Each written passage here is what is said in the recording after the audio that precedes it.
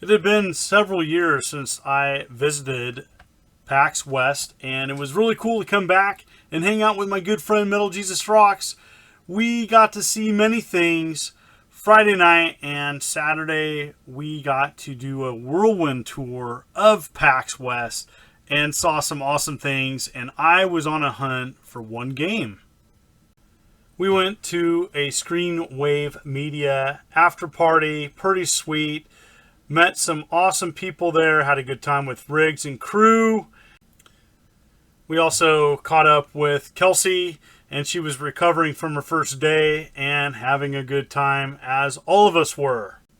Also up in Seattle, we got to see Seattle headquarters, which is a very unique building design, multiple levels, pretty sweet to see in person.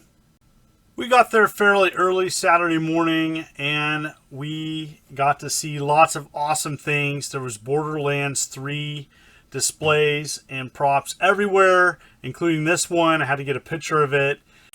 I ran into some longtime friends. Also, developers of Haunted 85 and 86. It was there on display. Really sweet to see this being ported to modern day consoles. Great game and worth checking out.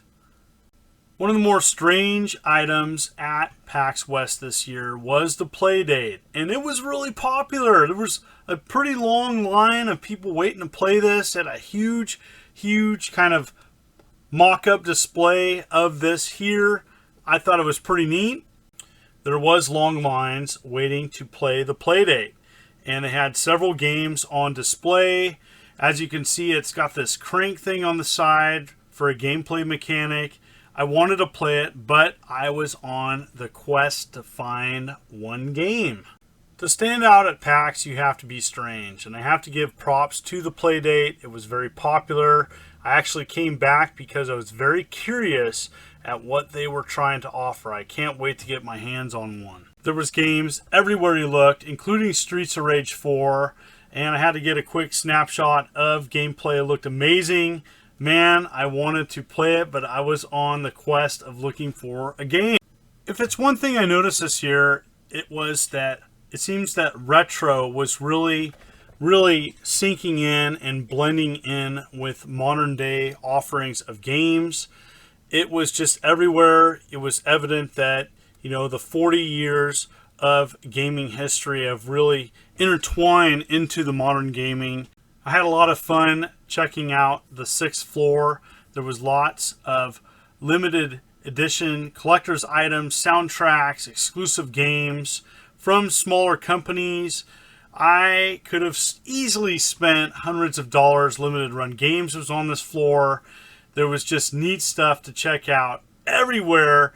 Every nook and cranny had something to offer to game or to purchase.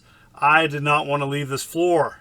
On this floor, there was Hyperkin, and they were showcasing several other products, including the Retron 2 HD, which is a combination of a Super Nintendo and Nintendo. I got to thank them for their Mega Retron HD, which I actually thought was a pretty good product. And so here it is, the Retron 2 HD. Not a bad design, and I can't wait to get my hands on this and play it, because it looks decent. Windjammers 2 was present, and I wanted to play it, but we were on a time crunch. There was a panel Jason was a part of later in the day, and I was still looking for one game. So much thought and detail goes into these setups for these games, promoting them. I was just in awe.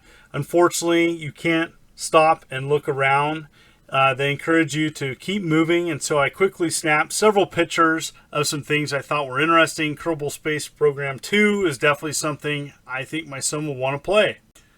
We ran into good time friend Kinsey, and she was working at Devolver Digital's booth, and she had a great smile, and it was fun to chat with her quickly. She was working, and so we didn't want to bug her too much, but just had to do a shout out. If you haven't checked out her channel, she's got a great channel, and she's a good friend of mine. One of the cooler Borderlands 3 displays, and I had to snap a picture of it.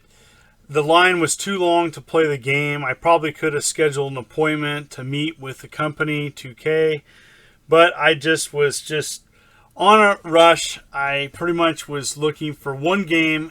It's always amazing to see Behemoth at PAX West. They always have a huge display and setup.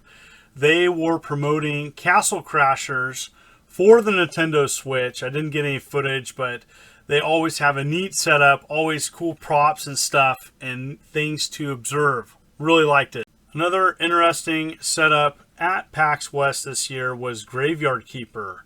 And what made this popular was that, yes, you could play the game in a coffin. And there was lots of people lined up for this. In fact, too long of a line, I actually thought about doing it.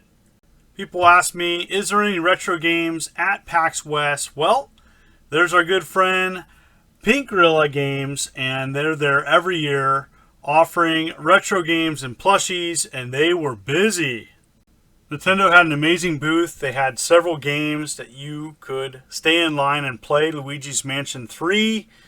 There was tons of games, The Witcher 3, but the challenge was the lines were so long and you couldn't even stop and take pictures. They were moving you along. They did not want to have the hallways crowded, and so I chose to move on. I wanted to stay at Nintendo's booth, but some of the games, not all, the line was super long. Some games you could just walk up and play, others over an hour in wait time to play them. One of the bigger displays was Predator Hunting Grounds. It had a cool jungle theme. I really liked it. It caught your attention. You know, it was kind of humid inside, so it actually felt like a jungle a little bit. It was pretty sweet. They also had a Predator there, dressed up, looked amazing. It was a great place to have a photo op. It was pretty sweet to see it. This was one of the better displays at PAX this year. The game looked pretty sweet. Seeing it run, it's something I definitely want to check out when it comes out. And this is something, some Predator games are hit and miss. This one looks pretty decent, actually. Also on the sales floor was Controller Chaos offering their custom-made controllers. I have a GameCube one. It was nice to see them showing off their many designs. This is cool, kind of a Bounty Hunter edition PS4 controller. Pretty sweet. Google Stadia had a huge display at PAX West this year, and this is very controversial. The issue I had with, offering people to play Google Stadia at PAX West is it's not going to be the experience you're going to have in your home. And so, of course, with the servers right below the game systems they were showcasing, it's going to offer a great experience. Go over to Metal Jesus Rock's channel, and he explains why he canceled his Google Stadia and explains why. Does a good job in his video. From the creators of Quest for Glory, there was a big box PC on sale at PAX West called Hero U. It's pretty sweet to see a big box PC. I had almost given up looking for the one game I came to PAX West for, and I found it. They had, over at the PlayStation booth, Torchlight II. I am so excited to play this console version, and I'm happy to report that it was buttery smooth. It's actually going to be released today. So you can download this for Xbox One, Nintendo Switch, and PS4. Super excited. Buttery smooth control. I was in heaven playing this. I can't wait to play it myself and download the game. Check it out. $20 digital download. I walked away with really one main thing I purchased there, and that was Snatcher. Limited Run was offering a soundtrack.